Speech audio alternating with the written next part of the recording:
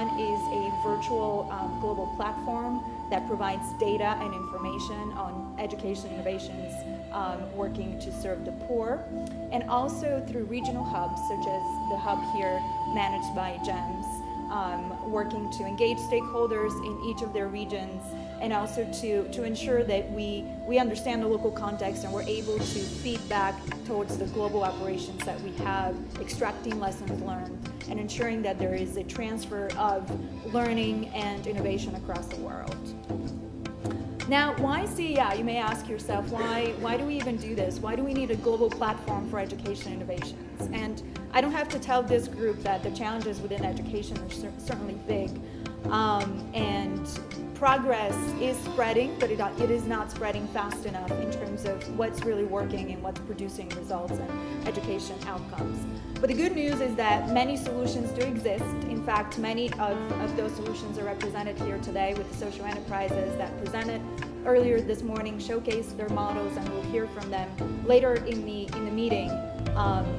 The challenge, however, what we believe and what our philosophy is and what we think fundamentally needs to happen is that these solutions need to spread and be diffused much faster than they currently are. So we're here to help them to diffuse, to grow, and to make sure that globally governments and others can benefit from what's happening in the innovation sector within education.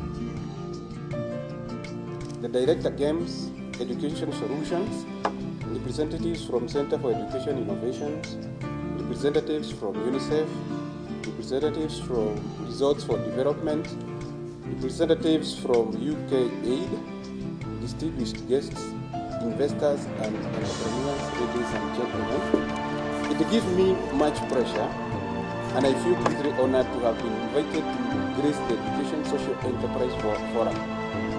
An event such as this is very significant since it provides the various stakeholders an opportunity for reflection, exchanging of views and ideas, and for laying of new strategies on the way forward in the improvement and management of education innovations for sustainable development in our country.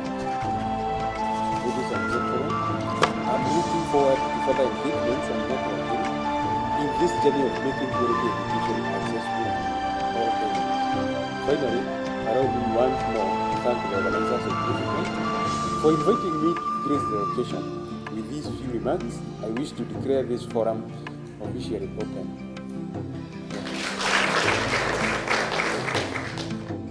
Imagine a classroom 200 years ago. Does it have a teacher, a desk, a book, a blackboard, and even, luckily, some children? And are the children doing what they're told? So there are some children who are listening very carefully. Others might be falling asleep, desperate for the end of the lesson. Now, think about in your mind what a classroom today in Kenya or India or even in the UK, how different does it look? Probably not very different. And if I asked you to think about a hospital, what would the operating theatre today look like? The same as 200 years ago? Let's hope not. I think we'd be in a lot of trouble if it did. So you can open your eyes now. But I think the fact that many classrooms today look almost the same as classrooms hundreds of years ago is something that we should be a bit worried about, don't you? We should be worried because the world around the classroom has really changed, hasn't it? Already around the world we see brave new models that are daring to turn our 19th century assumptions on their heads. Many are focused on learning that starts from questions and problems and projects, not from knowledge and curriculum. New technologies in particular have the potential to be a disruptive force for good, breaking down barriers between schools and the wider world, and offering more flexible forms of learning and adapting to a pupil's ability. they can empower children and better prepare them for life in our fast-paced online world. But we have to make the leap just from little pockets of innovation, and we have to be prepared to be bold and embrace the big changes and challenges. And that is what I hope you will focus on today. Not just celebrating that success that's already been achieved here, but pushing forward and thinking where it can take us and how it can revolutionise education in Kenya and elsewhere. The forum is actually, in my opinion, innovative in itself, in that what it provides, especially for us as county governments, an opportunity to discover, discuss and validate some of the solutions that many organizations that are participating here are offering. It gives us an opportunity for us as government to share with them what our challenges, real challenges on the ground, give them an opportunity to have access to information that they may sometimes say ordinarily government doesn't provide. And so the exchange, and for me the outcome would be how to collaborate in efforts of turning around education within Kenya. The social enterprise sector, by pushing the society to think about social impact as a return on investment, as a worthwhile return on investment, it's basically required that we begin from that question. What is that social impact? What is the purpose of why you're doing that? What we want to think about is what is the purpose, and really to push ourselves to think about systemic change, to transform entire systems, not to keep doing the same thing and it doesn't change. And the how-tos of doing that is what we are calling the theory of change. So for me, a social entrepreneur is one who sees a problem in society and seeks to solve it through business. So when we look at social entrepreneurs in education, and given the background of challenges that African governments are facing, and some of them that have been highlighted today, we see their role being very central in helping to solve those problems. If you look at innovators like Bridge Academies, if they were not social entrepreneurs and interested in solving those solutions, then what would happen to those hundreds and thousands of children that they are supporting? You know, in African tradition, we have the three-legged stool. And I think the value that we're going to get from this forum is seeing government coming, private sector, and the social sector. And the objective for that is to see how the three can come together to enhance education, not for our own goals as we work in different silos, but for the benefit of Kenya as a whole. When you think about scaling, just think about it in terms of increasing your revenues as well as reducing your cost over time. I think anybody running a social enterprise, that is the ideal scenario, which at the end of the day means that you're generating some surplus or some profits within your social enterprise. There are a couple of reasons why we as investors look at scalability as a big criteria when we are, when we're looking at companies to invest in. The first reason why we look at it is we're obviously looking at it from an economies of scale perspective. The more money you make, the more units you produce, the less the cost per unit each of those would be. So it's really a lot to do with the economies of scale. The more you produce, you have a larger base to distribute your expenses. The second thing, and this is really looking at it specifically to a lot of the social enterprises, is, and I know a big problem that you do have is attracting the right capital. To be able to attract the right capital, you will need to be able to also pay or compensate, the people who you want to work for you in a way that it makes sense for them. And human capital, especially in this region, does not come in cheaply. And for an investor, we're always looking at when we are vetting, we're looking at who's the management. Do they have the right experience? and what are the salaries they are earning? Are they earning market salaries? Will we invest today and then tomorrow, somebody has moved on to a different organization? We would love to retain the right talent. If you're trying to provide a high-quality service to someone who has very little money, if the person you're trying to serve supports a family of 5 on $100 a month, they do have disposable income. It's just not very much. So you have to figure out how you can provide a service that's affordable to that person, that makes a difference in their life, and you can still have a world-class quality product or service, but only at $5 a month or $6 a month of their income. To do that, you have to have economies of scale in your service. So what Bridge did today, which includes we publish all of our own resource materials, both for teachers and for learners. We do induction training for our teachers and ongoing teacher training.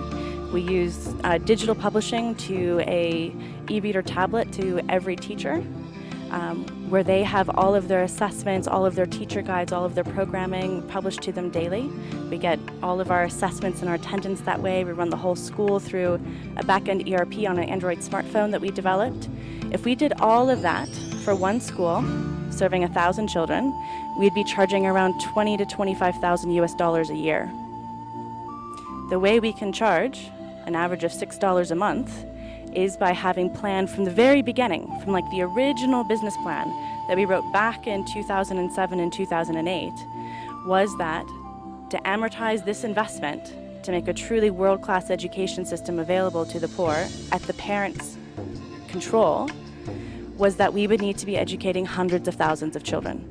But if you can spread out your costs, your R&D and your G&A costs over hundreds of thousands of consumers, you can radically drop your price point. And if you prepare a business plan to be able to position that idea to investors who are willing to take a 3 to 7 year time on their return, then it's a viable business model. Then it can work. So I'm really looking forward to CEI's next stage, where they're talking about having a bigger focus on bringing the funders and implementers together. Because I think as a foundation looking for innovative ideas that we can fund, CEI can play a really huge role in helping us identify what solutions will work best in our target areas. Yeah, I think what will be very critical from next year, which is 2015 onwards, is to think together. The way we are seated here with David is the way we ought to work. Because at the end of it all, the LCM is that we are all Kenyans. It doesn't matter where you're working for, whether you're working for government or not. Today it will be me in government, tomorrow it's you.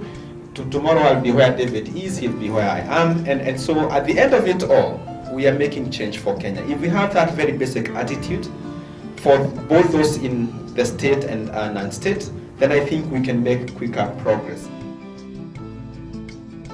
For any successful government to thrive, that government must operate on the philosophy of social enterprise. And so I think what we need more is diffusion, so that there will be less clarity between government as a state and social entrepreneurs on the other end, where the government opens space for those with ideas and makes business, because the business of the government is actually business. So I don't see that separation of enterprise and government, because government itself ought to be the largest enterprise that exists, and that offers opportunities to smaller enterprises also to thrive. Kind of operating models. There's a kind of a big need for innovation and teacher development as well, and leadership development. I think traditionally,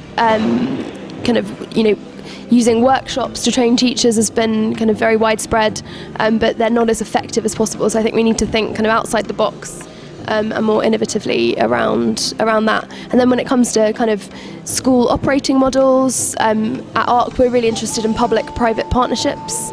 And thinking of ways that the public sector can work kind of better with the private sector to deliver better educational outcomes for kids. But I think post-2015, we need to shift a few paradigms, one of which is that children do not fail. and children can't fail to learn. It is the systems that we put in place that fail. And therefore, we have to critique the systems. We have to ask ourselves, what systems have we put in place first and foremost? To ask ourselves, what are they supposed to learn? I think anybody funding education opportunities should allow for fast failure, because just as you said, it takes a long time to iterate and change things, and going into thinking about investing in an academy in a high school, different roads within KCSE, there's going to be a lot of failures. Things are going to change, and things are going to not work. And that has been the thinking from the President's Cardinal Foundation, and it will continue to be the thinking for us. There is opportunity to fail, to rethink and re-strategize around the solutions. Early childhood development, teacher training, skills, e-learning. The government of Kenya and the ministry are working on these proactively.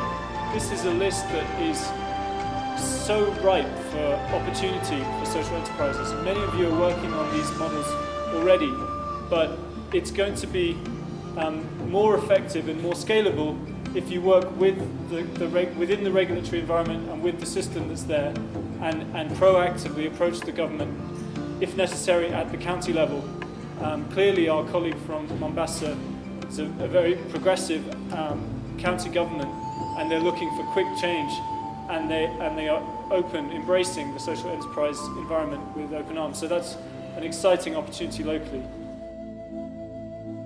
On the financing side of the ecosystem, the couple of things that sort of stayed with me is that clearly money isn't really the issue. There's so many people that want to invest in education, but there are different phases of the incubation, prototyping, moving to scale, proving quality, going mainstream sort of life cycle for any social enterprise, just from the idea to proving it. And having ideas, as we all know, is relatively easy.